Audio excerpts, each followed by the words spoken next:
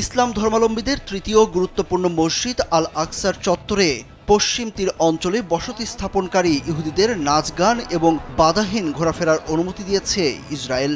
বৃহস্পতিবার নিজেদের প্রতিবেদনে এই সংবাদ নিশ্চিত করেছে বিভিন্ন ইসরায়েলি গণমাধ্যম।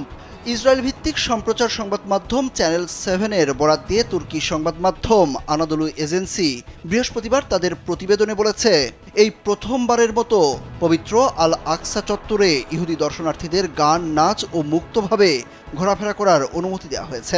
সরকারি সূত্রে জানা গেছে, জাতীয় নিরাপত্তা বিষয়ক মন্ত্রী ইতামার বেন গেভির প্রণীত নতুন নীতির আওতায় দেওয়া হয়েছে এই অনুমোদন। প্রধানমন্ত্রী বেনিয়ামিন নেতানিয়াহুর প্রভাবশালী জোটসঙ্গী ইতামার বেন গেভির নিজেও একজন অবৈধ বসতি স্থাপনকারী এবং ইসরায়েলের কট্টর ডানপন্থী দল জিউস পাওয়ার পার্টির শীর্ষ নেতা। এখন যে কোনো ব্র্যান্ডের পুরাতন এসি বদলে নতুন ওয়ালটন এসিতে উপভোগ করুন 25% ছাড়।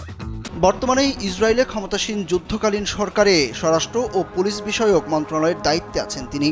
পবিত্র আল আকসা চত্বর বিষয়ক লিখিত যেসব আইন ও বিধিনিষেধ রয়েছে, বেন গেভিরের এই অনুমোদন সেসবের গুরুতর লঙ্ঘন। চ্যানেল 7-এর প্রতিবেদনে বলা হয়েছে, 3 সপ্তাহ আগে আল আকসা চত্বরে ইহুদিদের প্রবেশাধিকার বাড়ানোর দাবি নিয়ে বেন গেভিরের দপ্তরে গিয়েছিল কয়েকটি ইহুদি ধর্মীয় সংস্থা।